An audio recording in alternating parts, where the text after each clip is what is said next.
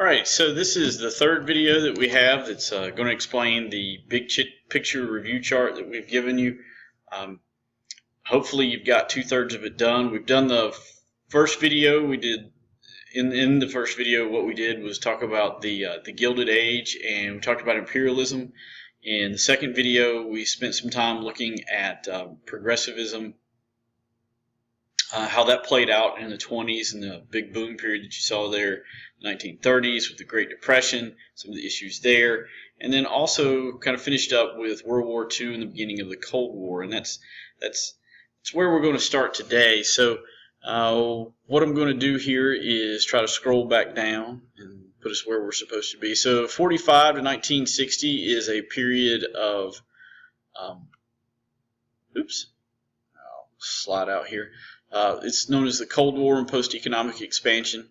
So politically, what's going to happen is that Democrats and Republicans generally are united in what it is that they're trying to accomplish here. They agree that the Cold War is bad, or that the Soviet Union is bad, communism is bad. You've had the Truman Doctrine invoked, saying that containment is the policy that we're going to use. And then domestically, there is some unity about what to do and how to do it. So the Keynesian economic policies we saw in the 30s that FDR rolled out, we haven't totally left those behind. With the 50s, we sort of saw modern republicanism, where essentially there is some limiting of federal power, and maybe the New Deal isn't the way we should have gone, but Eisenhower tried to curtail that somewhat. So there's some debates about the strength of the federal government in the economy and how that should work, but in general there seems to be a lot of unity about how to do things. The Red Scare is a big deal, but that may be something that we want to talk about over here in the social issues column. So here we are over on the social side. The 50s and the 20s, and then I said later the 80s, really all kind of parallel each other, with a lot of debate over gender roles, what's appropriate for women, separate spheres, cultural domesticity, how does that all tie together, youth culture. Now you have teenagers. You've never really had those before as a separate group that the culture paid attention to, with rock and roll and dancing and that kind of thing. It's sort of built on what you saw in the 20s, with youth going out and dating and casual relationships in the automobile. Consumerism is back. You have all this money that you saved up during World War II, and you're going to spend it now. Buy lots of consumer goods. Televisions, of course, are the big thing. Then you have another Red Scare, McCarthyism, HUAC, lots of Hollywood 10 investigations into Alger Hiss. So there is this fear that communists are everywhere within your government, within your society, and trying to take over. Towards the end of the period, you get the duck and cover. Some of that's really kind of early in the 1960s as well. With Eisenhower, you get, I think, sort of renewed Cold War fears in some cases with the detonation of the H-bomb, both for you and the Soviets, but we'll talk about that in a second. Economic stuff, you saw this forced savings in the 40s produce huge gains in the 1950s. Inflation is going to be your biggest issue. It's the one thing that really kind of halts Truman, but your book doesn't really focus on that. Remember, Truman, back here in the social issues, tried to do something about civil rights. Doesn't really get anything done other than desegregating the military. Congress seems to be resistant to doing anything. Mainstream American society seems to be resistant to doing a whole lot. But this is the beginning of sort of the modern civil rights movement, with Brown versus Board being decided in '54, and then you had the Little Rock Nine, and then from there, by 1960, we're starting to look at Greensboro, the sit-ins there, and then Freedom Rides in '61. So the civil rights movement is going to begin again in earnest. Foreign policy is containment under Truman and brinkmanship and massive retaliation under Eisenhower. Eisenhower is famous for that hidden hand presidency. It doesn't look like he's doing anything, but in reality he's actually doing a lot. So the CIA goes lots of different places. We talked about the CIA in Iran, in Guatemala. Talked about the Suez Crisis.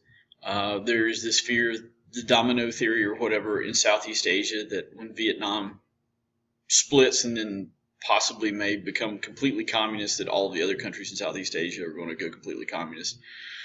Big belief in collective security by signing agreements like the North Atlantic Treaty Organization and the Southeast Asia Treaty Organization.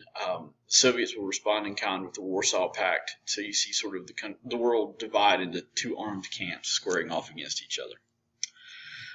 From 60 to 89, you experience sort of an age of limits, especially after 64. Remember, Kennedy's going to be assassinated in 63, and everybody's sort of stumped as to what to do and how to react to all of that.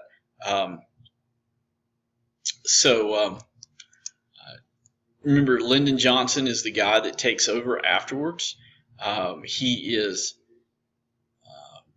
unable really to extend prosperity to everybody. He declares war on poverty, declares war on Vietnam. Well, begins the war in Vietnam and expands our intervention there.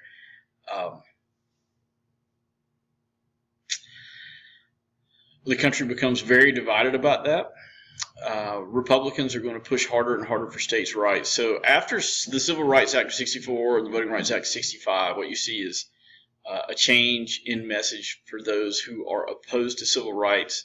It ceases to be about, this is wrong, this goes against the established order of things, and then it goes more into a discussion of law and order and chaos and how to deal with a society that seems to be unraveling at the seams. So the argument against the civil rights movement, I think, kind of changes somewhat. So the civil rights movement itself is going to shift from being an argument about legal rights to an argument about economic rights. So Voting Rights Act of 65, Civil Rights Act of 64, Equal Pay Act of 63, those pieces of legislation lay the framework for what should be full legal equality in the United States. But after 65, the movement sort of grows, shifts, and spreads into the Northeast and Midwest and to the far West. And it really tends to be about economic issues, economic opportunity, and how that seems to be out of the reach for most African Americans.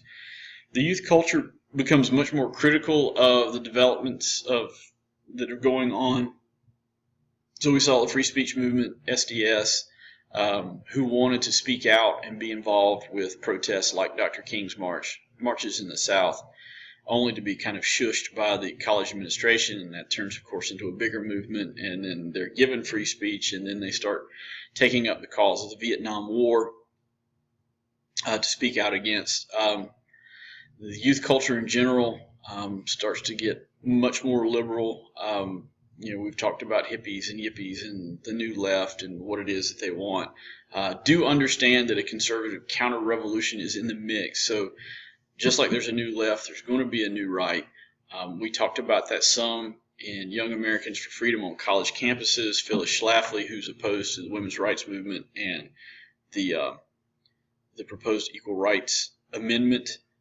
That comes, I think, home to roost completely in the 1980s.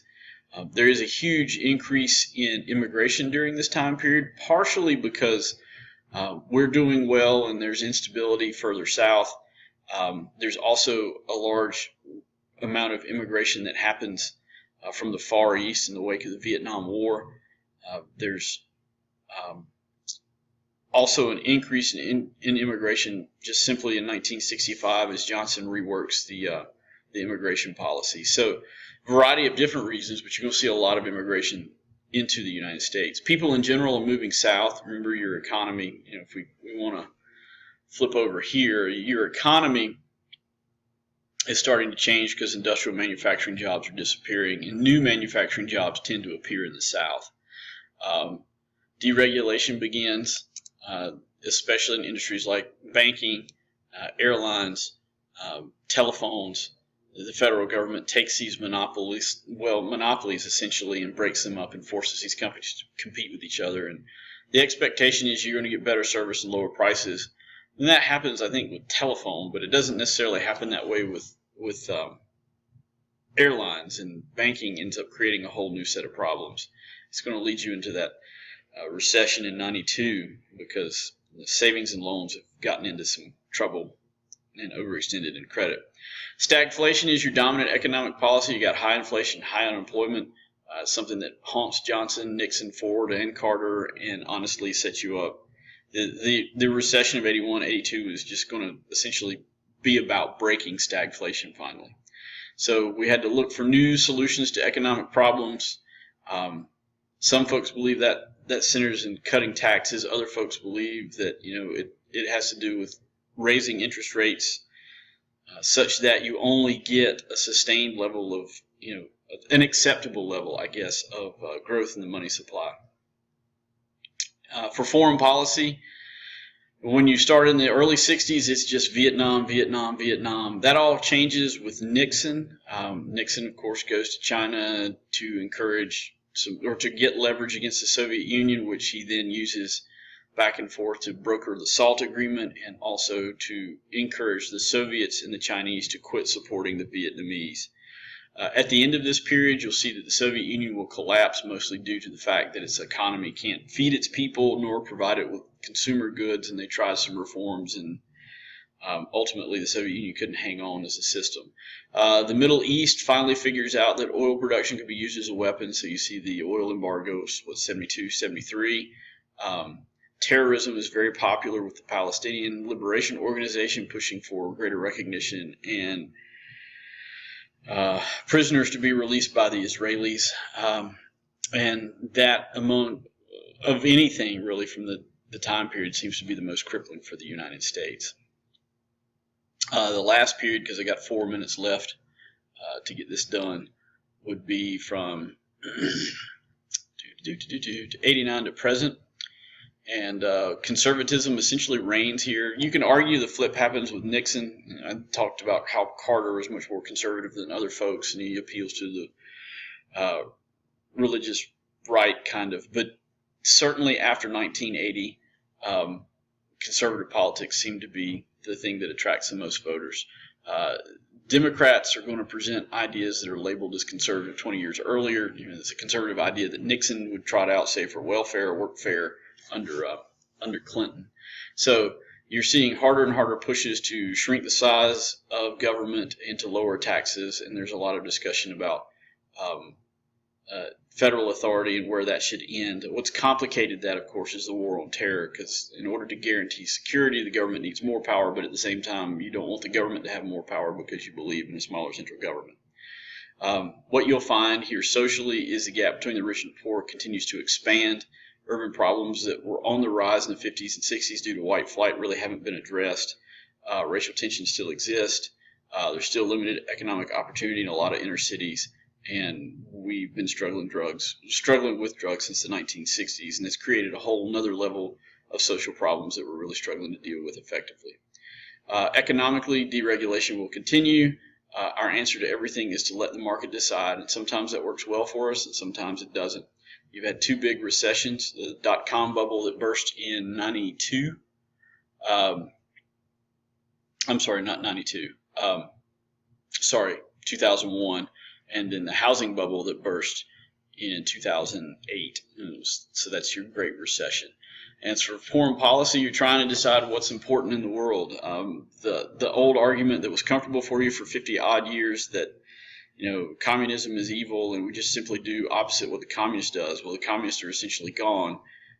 So the bigger problem that you're having to deal with is this instability in the Middle East, what that does to oil prices and what that does to you here. So there's also this debate, I think, in American politics. It's kind of been lost in the war on terror about, at what point do we need to start to look inward and solve our problems and address those issues rather than worrying about other people's issues. And of course, there are globalists who argue that it's all interrelated and you can't leave it behind. Again, you may want to spend some time scrolling back through all of these. Spend some time with the multiple page packet that's got all the terms in it. You may want to sort those terms out and which ones are political, social, and economic, and which ones are foreign policy in certain time periods, because ultimately you have to build that on the free response part of the exam. So hopefully these have been helpful. I guess I'm done. Make sure you've turned in your textbook. We don't want you to get fined after the fact. So make sure your book's turned in when you come take the exam. Make sure you bring a pencil to write with. And good luck.